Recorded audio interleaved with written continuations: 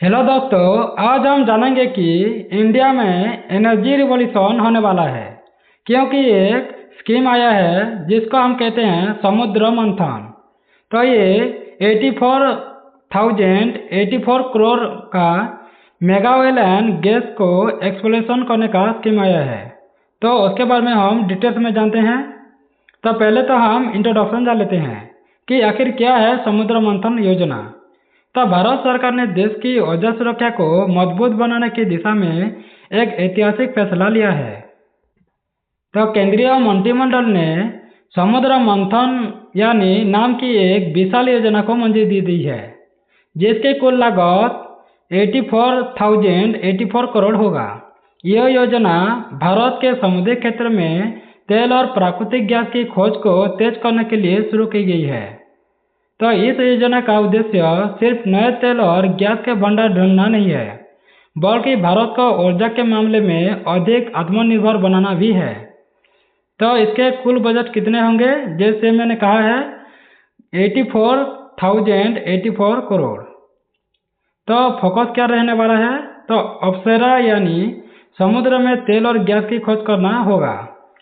और लक्ष्य की बात करें तो ऊर्जा सुरक्षा और आयात में कमी आएगी। तो भारत को इस योजना की जरूरत क्यों पड़ी वो भी जान लेते हैं। तो आज भारत दुनिया के सबसे बड़े ऊर्जा उपभोक्ता देशों में से एक है, लेकिन हमारी सबसे बड़ी चुनौती ये है कि देश अपनी जरूरत का अधिकांश कच्चा तेल विदेशों से ही आयात करता है। अगर अंतर्राष्ट्रीय बाजार में तेल महंगा हो जाए तो या किसी युद्ध के कारण सप्लाई रुक जाए तो इसका सीधा असर भारत की अर्थव्यवस्था पर पड़ता है।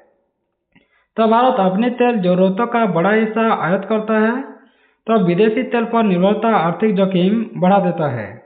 ऊर्जा सुरक्षा के लिए घरेलू उत्पादन बहुत जरूरी हो जाता है। तो समुद्र मंथन नाम क्यों रखा गया है? तो भारतीय पौराणिक कथा में समुद्र मंथन से अनेक बहुमूल्य रत्न और अमृत प्राप्त हुए हैं। इसी विचार से प्रेरित होकर सरकार ने इस योजना का नाम समुद्र मंथन रखा गया है, क्योंकि समुद्र की गहराइयों में छिपे तेल और गैस के संसाधनों की खोज की जाएगी। तो नाम भारतीय संस्कृति से ही प्रेरित है और समुद्र की गहराई में जो छिपी है प्राकृतिक संसाधनों की खोज करने के लिए। तो ऊर्जा को भविष्य का अमृत माना जा सकता है। यह योजना किन क्षेत्रों पर काम करेगी? तो भारत के पास लगभग 7,500 किलोमीटर लंबी समुद्री तट रेखा है, 7,500। तो अरब सागर, बंगाल की खाड़ी और हिंद महासागर के कई हिस्सों में तेल और गैस मिलने की संभावना भी है। तो योजना का मुख्य फोकस डीप वाटर पर होगा, यानी अल्ट्रा डीप वाटर पर भी हो सकता है और कठिन समुद्री क्षेत्र में भी होगा। तो गहरे समुद्र की इलाकों की खोज करने के लिए आधुनिक तकनीक का उपयोग भी करेंगे और पहले से अनछुए क्षेत्रों पर विशेष ध्यान भी वहाँ पर होगा। तो 84 करोड़ कहाँ खर्च होंगे वो भी जान लेते हैं। तो इतनी बड़ी राशि केवल ड्रिलिंग पर खर्च नहीं होंगी, इसमें शामिल होंगे 2D और 3D सेस्मिक सर्वे भी होगा और नई ड्रिलिंग मशीनें भी आएंगे, समुद्री रिसर्च भी हो सकेगा और डेटा एनालिसिस भी होगा। आधुनिक तकनीक भी से ये सब लेस होगा और ऑफशोर इंफ्रास्ट्रक्चर भी किया जा सकता है।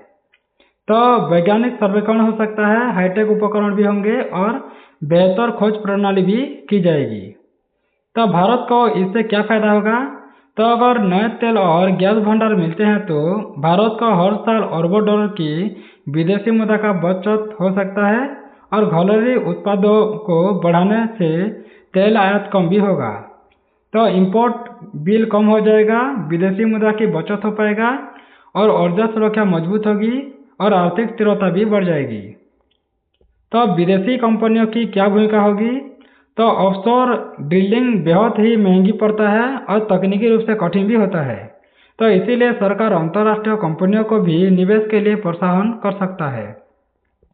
तो विदेशी निवेश बढ़ जाएगा, नई तकनीक भारत में आ सकता है और वैश्विक विशेषज्ञता का लाभ भी मिलेगा।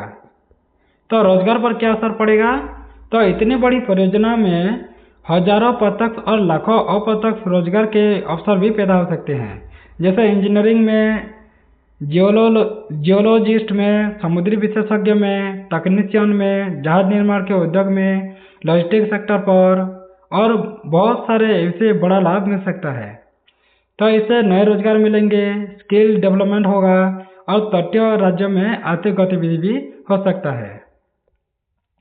तो मेक इन इंडिया को कैसे मिलेगा फायदा, वो भी जान लेते हैं। तो अगर भारत में तेल और गैस उत्पादन बढ़ता है तो इससे कई घरेलू उद्योग को भी बढ़ावा मिल सकता है। सरकार चाहती है कि अधिक से अधिक उपकरण भारत में ही बनाए जाए, तो घरेलू मैन्युफैक्चरिंग बढ़ जाएगी और आयातित उपकरण पर निर्भरता भी घट सकता है इससे। तो एमएसएमई और भारी उद्योगों को लाभ भी मिलेगा। तो क्या इससे पेट्रोल और डीजल सस्ते हो जाएंगे? तो यह सबसे बात करें तो यह सवाल सबसे ज़्यादा पूछा जा सकता है, क्योंकि सच्चाई यही है कि इस योजना का असर तुरंत नहीं दिख सकेगा, क्योंकि पहले इसकी खोज होगी, फिर उत्पादन शुरू हो जाएगा, उसके बाद बाजार में सप्लाई भी बढ़ जाएगी। अगर भविष्य में भारत का घरेलू उत्पादन काफ़ी बढ़ जाता है तो अंतर्राष्ट्रीय कीमतों पर निर्भरता भी कम हो सकता है। हालांकि पेट्रोल डीजल की कीमतें केवल उत्पादन से नहीं बल्कि वैश्विक कच्चे तेल के दाम, टैक्स और अन्य नीतिगत कारकों से भी प्रभावित हो सकता है। तो पर्यावरण के लिए कितनी सुरक्षित होगी यह योजना, वो भी जान लेते हैं। किसी भी समुद्री तेल और गैस परियोजना में सबसे बड़ा सवाल पर्यावरण का ही होता है। समुद्र में ड्रिलिंग के दौरान यदि तेल रिसाव हो जाए तो इसका असर समुद्री जीवों पर, मछलियों पर, प्रवाल भित्तियों पर और तटीय क्षेत्रों पर पड़ सकता है। तो सरकार का कहना है कि इस योजना में अंतर्राष्ट्रीय सुरक्षा मानकों का पालन किया जाएगा और आधुनिक तकनीकों की मदद से पर्यावरणीय जोखिम को कम कैसे किया जाएगा उस पर भी काम कर रहे हैं। तो ऑयल उपबंधों की बात करें तो ऑयल स्पिल रोकने के लिए आधुनिक तकनीक का उपयोग किया जा सकता है। पर्यावरणीय प्रभाव का विस्तृत आकलन भी किया जाएगा। समुद्री जीव को विविधता की सुरक्षा भी दी जाएगी और अंतर्राष्ट्रीय सुरक्षा मानकों का पालन भी किया जाएगा।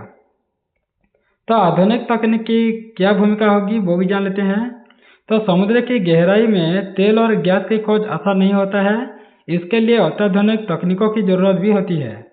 इस योजना में 2D और 3D सिक्किम सर्वे भी चलेंगी और एआई आधारित डेटा विश्लेषण होगा, हाई प्रिसीजन ड्रिलिंग भी होगी और रिमोट ऑपरेशन जैसी तकनीकों का भी उपयोग किया जाएगा।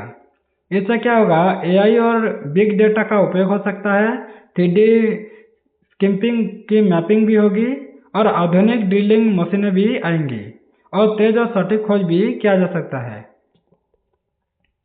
तो 2030 तक सरकार का लक्ष्य क्या है वो भी जान लेते हैं।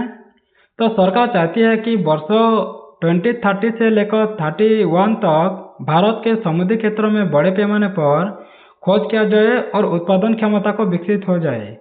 तो इसका उद्देश्य केवल नए भंडार ढूंढना नहीं है, बल्कि भारत को ऊर्जा के क्षेत्र में अधिक आत्मनिर्भर भी बनाना है। तो घरेलू उत्पादन इससे वृद्धि होगा, आयात निर्भरता में कमी आएगी और ऊर्जा सुरक्षा मजबूत भी करना है और दीर्घकालिक विकास भी हमें करना है। तो भारत की अर्थव्यवस्था पर इसका प्रभाव क्या पड़ेगा? तो यदि इस योजना के तहत बड़े तेल और गैस भंडार मिल जाते हैं तो भारत का आयात बिल कम हो सकता है। इससे विदेशी मुद्रा की बचत होगी और चालू खाते के घाटे यानी करेंट अकाउंट डेफिसिट पर भी सकारात्मक असर पड़ सकता है। तो साथ ही ऊर्जा क्षेत्र में निवेश बढ़ने से जीडीपी और औद्योगिक विकास को भी गति मिल सकता है। इससे विदेशी मुद्रा की बचत होगी, आर्थिक विकास को बढ़ावा दिया जा सकता है, निवेश में वृद्धि होगी और ऊर्जा के क्षेत्र में विस्तार भी हो सकता है। तो क्या इस योजना के सामने चुनौतियां भी है? तो हर बड़ी परियोजना की तरह इस योजना के सामने भी कई चुनौतियां आ जाता है। तो गहरे समुद्र में ड्रिलिंग महंगी पड़ जाती है, जोखिमपूर्ण भी होता है और समय लेने वाली प्रक्रिया भी है। कई बार वर्षों की खोज के बाद भी व्यावसायिक रूप से उपयोगी तेल या गैस नहीं मिलता है। तो भारी लागत हो सकता है, तकनीकी कठिनाई भी होगा, लंबे समय लग सकता है और खोज में अनिश्चितता भी है, यानी खोज करना इतना भी सहज नहीं है। तो विश्लेषण क्या कहते हैं वो भी जान लेते हैं। तो ऊर्जा विशेषज्ञों का मानना है कि यदि भारत को भविष्य में ऊर्जा आत्मनिर्भर बनाना है तो ऑफशोर एक्सप्लोरेशन में निवेश बढ़ाना जरूरी होगा। तो हालांकि कुछ विशेषज्ञ यह भी कहते हैं कि तेल और गैस के साथ साथ नवीकरणीय ऊर्जा में भी समान गति से निवेश होना चाहिए, ऐसे कहा है। तो इसे ऊर्जा सुरक्षा के लिए आवश्यक कदम भी हो सकता है। तकनीकी क्षमता बढ़ाने की भी जरूरत है और रिन्यूएबल एनर्जी के साथ संतुलन भी रखना जरूरी होगा। तो आम जनता को क्या लाभ मिलेगा? तो इस योजना का लाभ सीधे और अप्रत्यक्ष दोनों रूप से मिल सकता है। यदि घरेलू उत्पादन बढ़ता है तो भविष्य में ऊर्जा आपूर्ति अधिक स्थिर हो सकती है और आयात पर निर्भरता घट सकती है। इसके अलावा नए उद्योग और रोजगार भी पैदा होंगे, तो इसमें रोजगार के अवसर मिलेंगे, ऊर्जा उपलब्धता में सुधार आएगी, उद्योगों को लाभ भी मिलेगा और दीर्घकालिक आर्थिक मजबूती भी मिल सकता है। तो क्या भारत ऊर्जा महाशक्ति बन सकता है? तो भारत तेजी से दुनिया की तीसरी सबसे बड़ी अर्थव्यवस्था बनने की दिशा में आगे बढ़ रहा है। तो ऐसे में ऊर्जा की मांग भी लगातार बढ़ सकता है। यदि समुद्र मंथन जैसे योजनाएं सफल हो जाता है तो भारत भविष्य में एशिया के प्रमुख ऊर्जा उत्पादन क्षेत्र यानी देशों में अपनी स्थिति और भी मजबूत कर सकता है। तो ऊर्जा की आत्मनिर्भरता हो जाएगा, इससे वैश्विक निवेश की आकर्षित भी होगी और रणनीतिक महत्व भी बढ़ जाएगा और आर्थिक शक्ति को भी मजबूत मिलेगी। तो इस योजना से जुड़े प्रमुख तथ्यों की जान लेते हैं। जैसे कुल बजट की बात करें तो 84,084 करोड़ होगा। उद्देश्य की बात करें तो ऑफशोर तेल एवं गैस की खोज के लिए ये किया जा रहा है और 2030 से लेकर 31 तक अवधि दिया गया है। फोकस की बात करें तो डीप वाटर और अल्ट्रा डीप वाटर, इस दोनों में फोकस होगा। लाभ की बात करें तो ऊर्जा सुरक्षा, रोजगार, विदेशी मुद्रा की बचत और आयात में कमी भी आएगी। तो कंक्लूजन क्या होगा? तो समुद्र मंथन योजना केवल एक तेल और गैस खोज परियोजना नहीं है, बल्कि यह भारत की ऊर्जा सुरक्षा और आर्थिक भविष्य से जुड़ी एक दीर्घकालिक रणनीति भी है। यदि यह योजना सफल होती है तो आने वाले वर्षों में भारत की आयात पर निर्भरता कम हो सकती है, ऊर्जा क्षेत्र में बड़े निवेश आ सकते हैं, लाखों रोजगार के अवसर भी पैदा होंगे और देश ऊर्जा आत्मनिर्भरता की दिशा में एक बड़ी छलांग भी लगा सकता है। हालांकि इसके साथ पर्यावरण संरक्षण, आधुनिक तकनीक का सही उपयोग होना चाहिए और समयबद्ध क्रियान्वयन भी उतना ही महत्वपूर्ण होगा। तो अब देखने वाली बात यही होगी कि क्या समुद्र मंथन वास्तव में भारत के लिए ऊर्जा क्षेत्र का नया अमृत साबित होता है या नहीं भी। तो थैंक्स फॉर वॉचिंग। अगर ऐसे वीडियो आपको अच्छा लगता है तो सब्सक्राइब कर दें, बेल आइकन दबा दें, लाइक करें, शेयर करें और वीडियो आपको कैसा लगता है कमेंट बॉक्स में जरूर कमेंट कर दें।